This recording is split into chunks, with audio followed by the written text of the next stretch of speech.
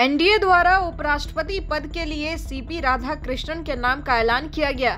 इसके बाद अब विपक्षी इंडिया गठबंधन ने भी पूर्व सुप्रीम कोर्ट जज बी सुदर्शन रेड्डी को उपराष्ट्रपति चुनाव में अपना उम्मीदवार बनाया है। कांग्रेस अध्यक्ष मल्लिकार्जुन खड़गे ने उनके नाम का ऐलान किया। दोनों उम्मीदवार 21 अगस्त को अपना नामांकन दाखिल करेंगे। गौर करने वाली बात यह है कि एनडीए के उम्मीदवार राधाकृष्णन और इंडिया गठबंधन के उम्मीदवार रेड्डी दोनों ही दक्षिण भारत से हैं। जिस तरह एनडीए ने सीपी राधाकृष्णन को दक्षिण भारत के दलों को ध्यान में रखकर अपना उम्मीदवार बनाया, उसी तरह अब पूर्व जज सुदर्शन रेड्डी का नाम आने के बाद टीडीपी, वाईआरएससीपी और बीआरएस जैसे पार्टियों को भी दोबारा सोचने पर मजबूर होना पड़ेगा कि वे किसका समर्थन करें। तो आइए अब आसान भाषा में समझते हैं कि आखिर उपराष्ट्रपति पद का चुनाव कैसे होता है, कौन से लोग वोट देते हैं और कैसे उपराष्ट्रपति चुने जाते हैं।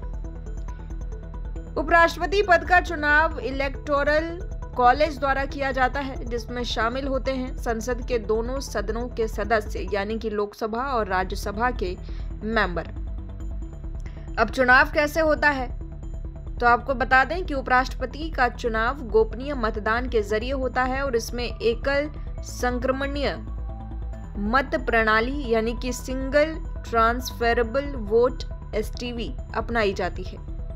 एसटीवी प्रणाली काम कैसे करती है? मतदाता यानी कि सांसद उम्मीदवारों की प्राथमिकता क्रम में रैंकिंग करता है। यदि किसी उम्मीदवार को पहले क्रम में आवश्यक कोटा मतों की संख्या मिल जाता है तो वो निर्वाचित घोषित होता है। यदि कोई भी कोटा पूरा नहीं करता तो सबसे कम वोट पाने वाले को बाहर कर दिया जाता है और उसके वोटों को अगली प्राथमिकता वाले उम्मीदवार को ट्रांसफर कर दिया जाता है।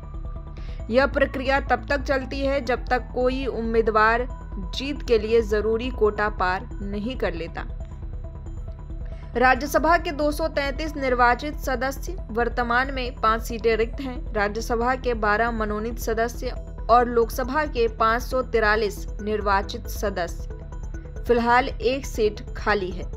निर्वाचक मंडल में संसद के दोनों सदनों के कुल 778 सदस्य, जो कि फिलहाल 882 हैं। सभी निर्वाचक संसद के दोनों सदनों के सदस्य होते हैं, इसलिए प्रत्येक संसद सदस्य के मत का मूल्य समान यानी कि 1 होगा। इस प्रणाली में मतदाता को उम्मीदवारों के नाम के आगे अपनी पसंद अंकित करनी होती है।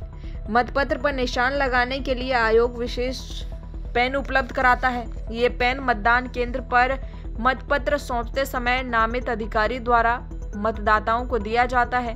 मतदाताओं को केवल इसी विशेष पेन से मतपत्र पर निशान लगाना होता है, किसी अन्य पेन से नहीं। किसी अन्य पेन से मतदान करने पर मतगणना के समय मत अमान्य हो जाएगा। उपराष्ट्रपति बनने के लिए व्यक्ति को भारत का नागरिक होना जरूरी है। कम से कम 35 वर्ष की आयु पूरी होनी चाहिए।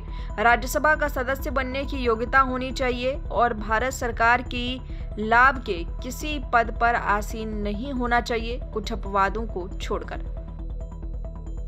इसके नामांकन की बात करें तो किसी भी उम्मीदवार को कम से कम 20 सांसदों का प्रस्तावक यानी कि प्रपोजर और 20 सांसदों का अनुमोदन करता होना आवश्यक है। साथ ही 15,000 रुपए की जमानत राशि भी जमा करनी होती है। उपराष्ट्रपति के निर्वाचित होने के बाद भारत के राष्ट्रपति उन्हें पद और गोपनीयता की शपथ दिलाते हैं।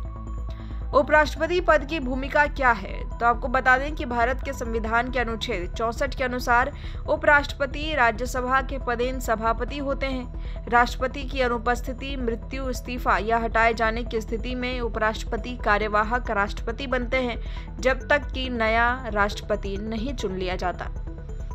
आपको ये जानकारी कैसी लगी कमेंट बॉक्स में हमें जरूर बताएं। इसी तरह की और भी खबरों के लिए चैनल को सब्सक्राइब जरूर कर लें।